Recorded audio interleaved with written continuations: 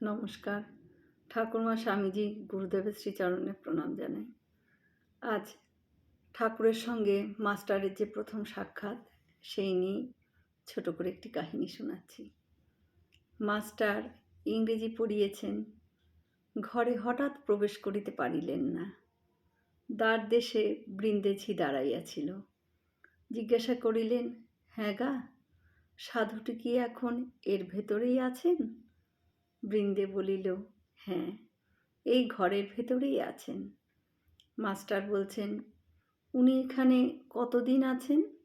বৃন্দে বলছেন, তা অনেক দিন আছেন। মাস্টার বলছেন, আচ্ছা, ইনি কি খুব বই টই পড়েন? বৃন্দে বলছেন, আর বাবা বই টই, সব তার মুখে মুখে। মাস্টার সবে পড়াশুনো করে এসেছেন, ঠাকুর শ্রীরামকৃষ্ণ বই পড়েন না, এ কথা শুনে অবাক হয়ে গেলেন মাস্টার। মাস্টার বলছেন, আচ্ছা, ইনি বুঝি এখন সন্ধ্যা করবেন? আমরা কি এ ঘরের ভেতর যেতে পারি? তুমি একবার খবর দিবে? বৃন্দে বলছেন, তোমরা যাও না বাবা, ঘরে গিয়ে বসো। তখন তাহারা ঘরে প্রবেশ করিয়া দেখেন, ঘরে আর অন্য কেহ নাই। ঠাকুর শ্রীরামকৃষ্ণই ঘরে একাকী তক্তপোষের উপর বসিয়া আছেন। ঘরে ধূনা দেওয়া হইয়াছে, আর সমস্ত ঘরের দরজা বন্ধ। মাস্টার প্রবেশ করিয়াই বদ্ধাঞ্জলি হইয়া প্রণাম করিলেন। ঠাকুর শ্রীরামকৃষ্ণ বসিতে অনুজ্ঞা করিলে তিনি ও সিধু মেঝেতে বসিলেন।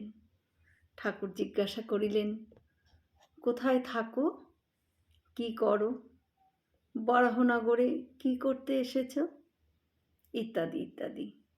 মাস্টার সমস্ত পরিচয় দিলেন, কিন্তু দেখিতে লাগিলেন যে ঠাকুর মাঝে মাঝেই যেন অন্যমনস্ক হইতেছেন। পরে শুনলেন এর নামই নাকি ভাব।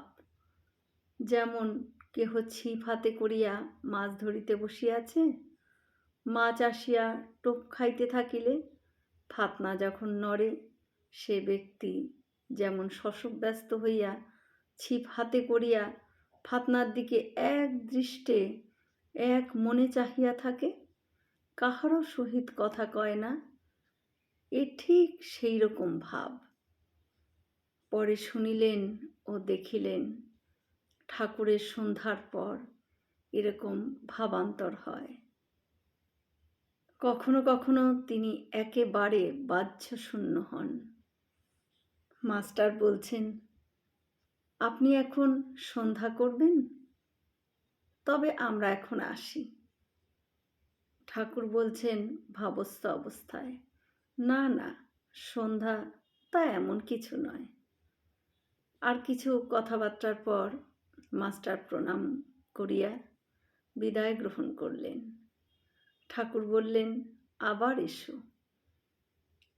মাস্টার ফিরিবার সময় ভাবিতে লাগিলেন, এ সৌম্য কে, যাহার কাছে ফিরিয়া যাইতে ইচ্ছা করিতেছে? বই না পড়িলেও কি মানুষ এত মহৎ হয়? কি আশ্চর্য, আবার আসিতে ইচ্ছে হইতেছে। ইনিও বলিয়াছেন, আবার এসো, কাল কি পরশু সকালে আবার আসিব। জয় শ্রী রামকৃষ্ণ। আমরা সকলে মিলে একসাথে বলি, জয় মহামাই কি জয়, জয় ভগবান শ্রী শ্রী রামকৃষ্ণদেব কি জয়, জয় স্বামীজি মহারাজজি কি জয়। হয়তো অনেক ভুলই হয়ে গেল, ঠাকুর যেন আমায় ক্ষমা করে দেন। সকলে সুস্থ থাকবেন, ভালো থাকবেন। ঠাকুর মায়ের কৃপা দৃষ্টি সকলের উপর বর্ষিত হোক। শুভরাত্রি।